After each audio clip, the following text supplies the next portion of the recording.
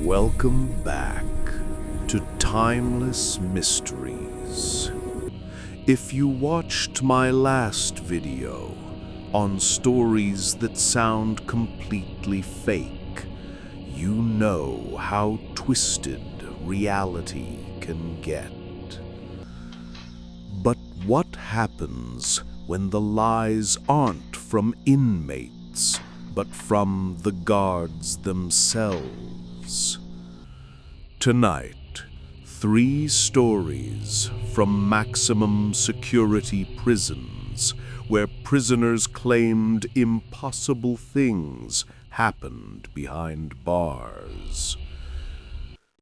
Guards laughed them off as hallucinations or cons, until the evidence, leaked tapes, body cams, even DNA, proved every word was true. These aren't urban legends.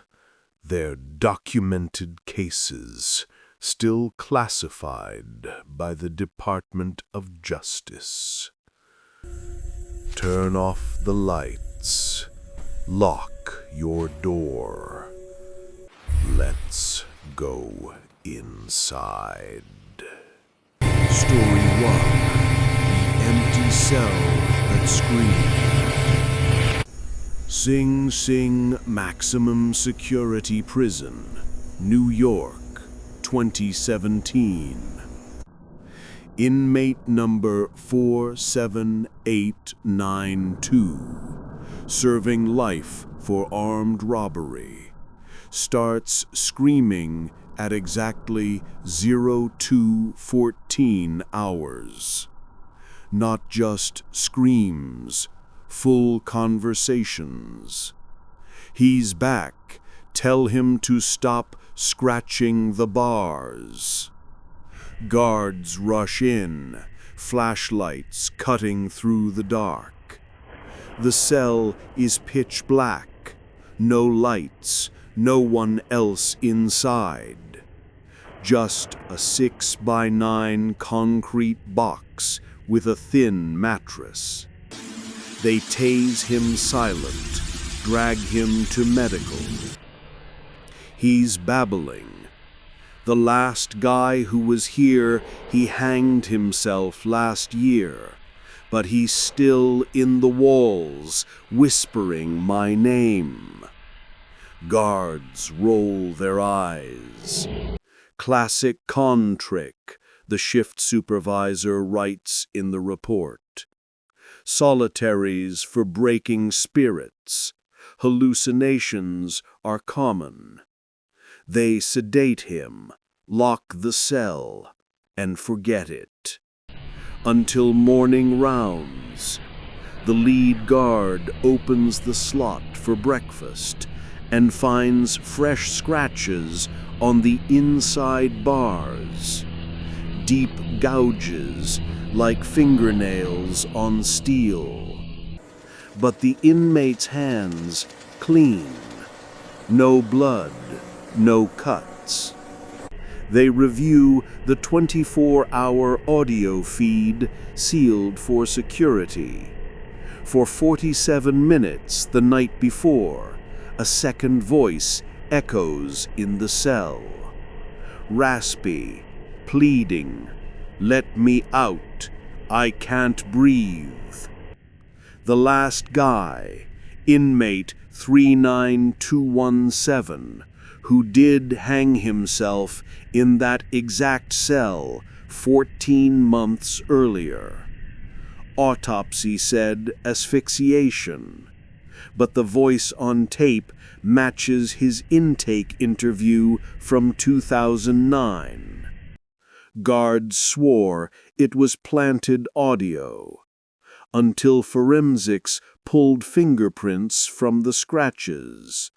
39217's. He'd been dead 14 months. The cell is still sealed. Sing Sing logs it as environmental anomaly.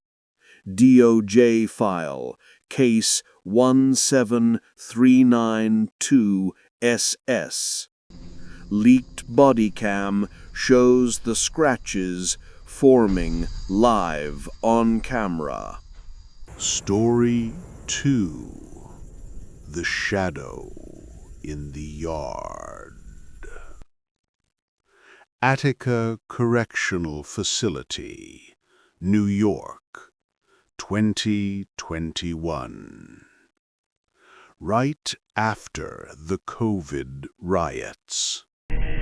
During yard time, 47 inmates caged in concrete pens under floodlights. Guard towers scan every inch. Prisoner Marcus Hale, double life for murder, freezes mid-lap. He points at the empty pen next to his. That's not me. Who the hell is that? Guards look. Nothing. Just shadows from the razor wire. They yell for him to move on. Yard fights spike paranoia. But Marcus drops to his knees, whispering, "He's wearing my old stripes, the ones from county. Says he's me from before the fight." They drag him inside. Psych eval. He draws what he saw. A figure in faded orange jumpsuit, face blurred, mimicking his stretches. Guards laugh in the report. Delusional, probably withdrawal. Attica's known for breaking minds. 1971 riot flashbacks. 2 nights later, another inmate in ADSEG claims the same. A shadow pacing his cell at midnight, wearing ghost stripes. Guards check cameras. Grainy footage shows something. A silhouette in the empty hall, moving like Marcus. But Marcus is locked down, lights out.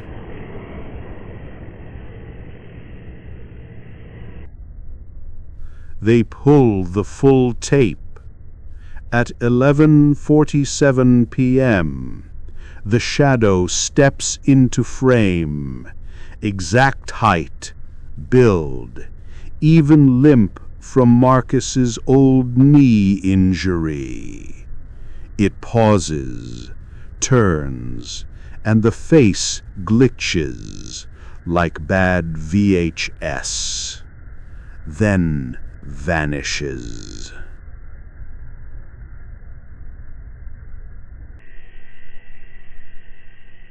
Turns out, old stripes were from 2015. Marcus's county jumpsuit, archived after his trial. The fabric burned in evidence, but fibers from the hall matched exactly. Guards called it a drone hack. Until the FBI traced the footage. No external signals. Just him. Attica sealed the wing for maintenance. Marcus was transferred. The shadow hasn't been seen since. New York DOC report. Incident 21478A. unreleased CCTV still circulates on dark web forums. Story 3. The Visitor Who Knew Too Much. San Quentin State Prison, California, 2023. Death Row Wing.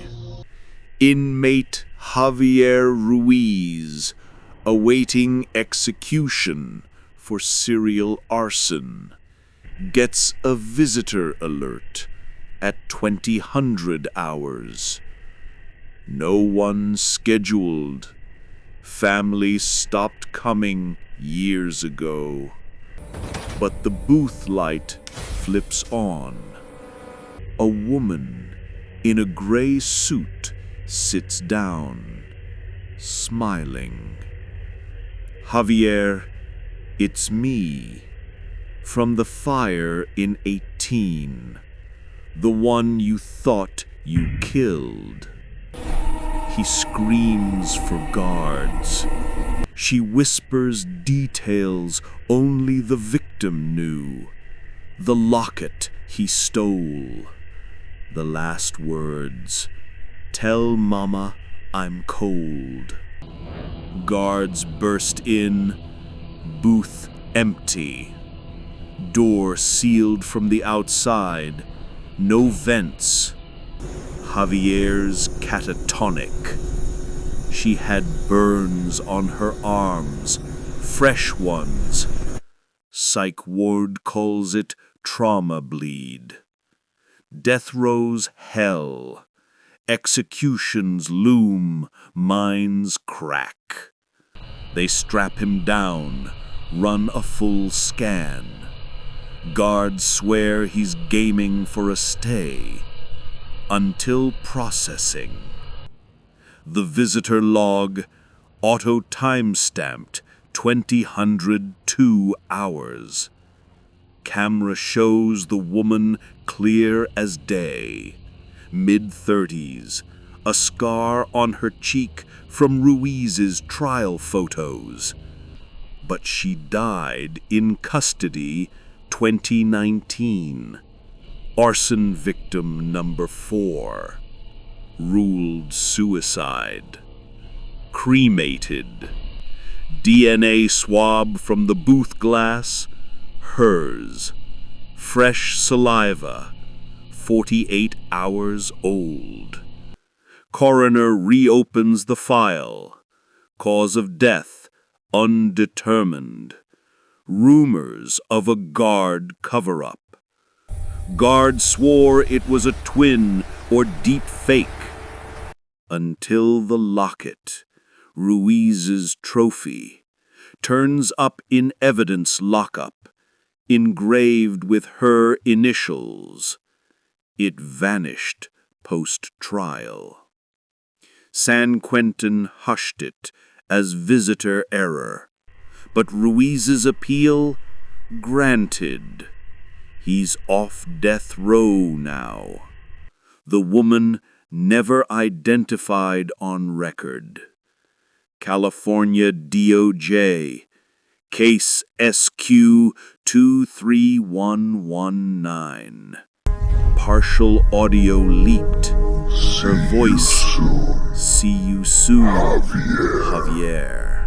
3 prison stories guards swore were lies, until the proof locked them in. Reality behind bars is darker than any cell. Got a story from the inside or out that sounds impossible? Email to aghose32@gmail.com. I read them all. If this chilled you deeper than the first, subscribe. Next one's from the asylums. Stay out of the shadows. See you soon.